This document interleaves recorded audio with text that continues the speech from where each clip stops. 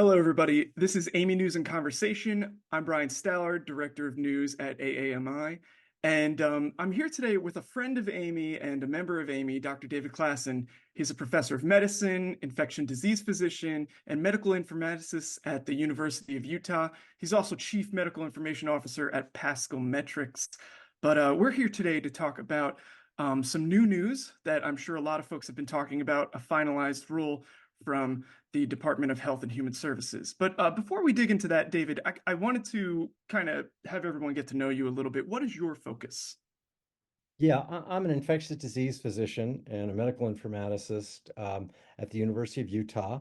And my focus is the intersection of health IT and patient safety, finding ways to leverage health IT to improve the safety of care that we deliver in the United States and to find ways to improve the safety of the health IT applications that we use day in and day out. And that's very relevant to what we're going to talk about today because we're talking about this.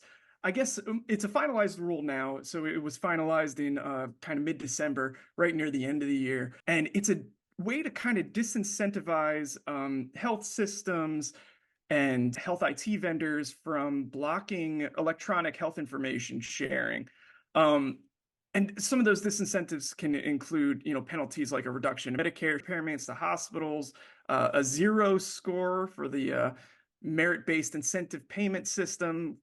You might even be made ineligible to participate in the Medicare Shared Savings Program. And this would all be if, for one reason or another, you're blocking healthcare information. So I'm curious why that would happen in the first place. This new rule, called the Health Data Technology and Interoperability Certification Program Updates, was released by the Office of National Coordinator, who is a part of Health and Human Services. And they oversee the electronic health world that we live in, certifying products for use by hospitals and eligible practitioners, and then certifying the use of those products within hospitals and Hmm. eligible practitioners. And they've had for a number of years, more than a decade, a series of rules that guide certification of health IT products, either by the vendor or the user. And this is an update to that guidance, focusing on a couple areas, but the two most important ones they're focused on are information sharing and blocking of information sharing, and new guidelines around artificial intelligence. So those are the two big new ahas in this rule.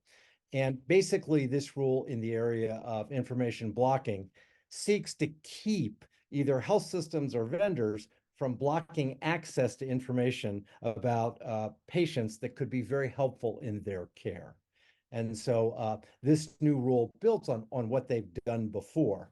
And you ask, why might they not? Why health systems might not share this information? Health systems might not share it because they might be worried about data privacy and security. If they share it outside their walls, they might be worried about a competitive position if they're one of just two health systems in a community. So that might be a worry as well. And then from a vendor perspective, why might they not want to share this information more broadly? Obviously, it might interfere with their business case and business operations if other vendors were taking their data and replicating things they already do. So this is an extension of a previous rule by ONC. They're just adding more teeth to that rule to Hmm. encourage more sharing of patient data that can help in the care of patients and the safety of that care. I think that's the big focus here is why is the sharing of data so darn important for patient safety? How does it improve the situation? Yeah, absolutely. So let's say I had an elective procedure at a hospital, and I get discharged from that hospital. It's not the hospital I, as a patient, usually go to, and then I Hmm. get readmitted to another hospital with a complication of that procedure. I, as a patient, want to make sure all the information from that other hospital flows to the hospital I've been admitted to with a complication, right? And so Yeah. that's why that information sharing is so important. Or let's say I'm in my doctor's office and my doctor's about to prescribe a new medication for me that I had an allergic reaction to at another doctor's office. I really want my doctor's office to get that information so they don't give me the same medication. I have another terrible reaction to it. So that's why information sharing is so important for the safe care of patients who often get care at different hospitals and different doctors' offices. We're talking about also health IT vendors here. So where's the value in that? Is it in the terms of AI data, for machine learning or I don't know, compatibility of devices? I'm not quite sure. Well, one of the biggest complaints we as physicians have is that we'll often work in hospitals or offices where there are multiple vendors, health IT vendors, in the same situation, and we have to go to the imaging system to get information, to the EHR to get other information, or we might have one system in our office that's an EHR and another system that's an EKG system, and it really harms our ability to provide safe care if we can't easily integrate that information from these disparate systems. Wouldn't it be great if we only had one system at the hospital and one system in our offices and we didn't have to integrate information for a lot of them? That would be ultimate, but that's not going to happen in our lifetimes. So anything we can do to make it easier for us to integrate the information from multiple different vendors only helps us provide safer care to patients. Right, right. And this is something that I know you've been working on with Amy and other groups as well. Since you are the co-chair of one of our committees, kind of really focused on health IT and standardizing information. Tell me a little bit about that. What does that work about?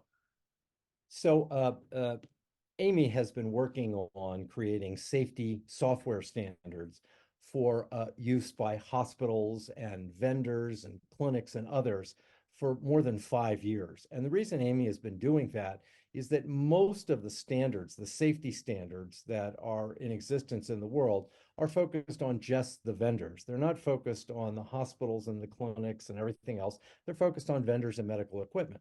So Amy Mm, decided that it would expand its standards to help hospitals, clinics, and vendors that provide them with products in creating safety standards around the areas of um, quality systems, around the area of risk management, around the areas of usability, and to make those standards apply in a shared responsibility to both vendors and users.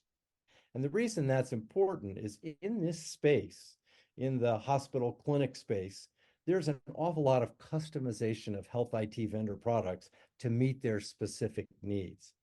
And if standards only apply to vendors, they don't apply to the users that highly customize them. So these standards are called life cycle standards, and they're a new thing. They're developed so that we can give guidance to both vendors and users who are both customizing the software and help them create a sense of shared responsibility. And we believe that shared responsibility is what ultimately lead to the safest systems that we can possibly deliver.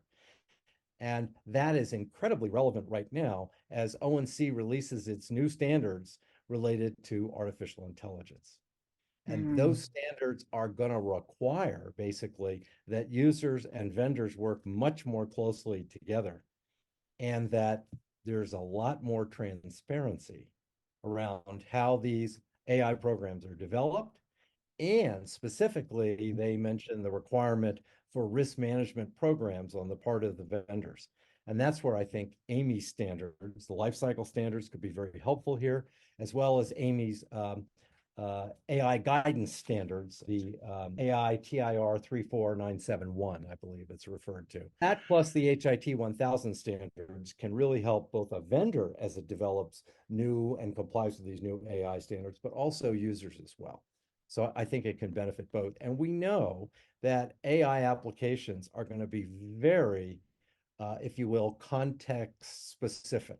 So what works in one hospital may not work in a different health system across the country.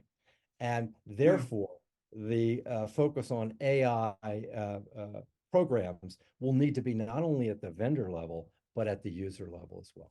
And that's where the AAMI standards really help.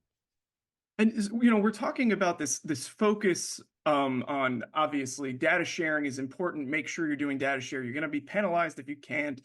Um, for people who are worried about that, for health IT vendors or the hospital systems, you know, if we're considering that full life cycle and standardizing the process throughout everything, from the beginning of how a device is designed to how it ingests data to how it shares data, it sounds like then people will have to worry less about this to begin with. They're not really going to be running into the problem of not being able to share data unless it's intentional. Well, Is that fair?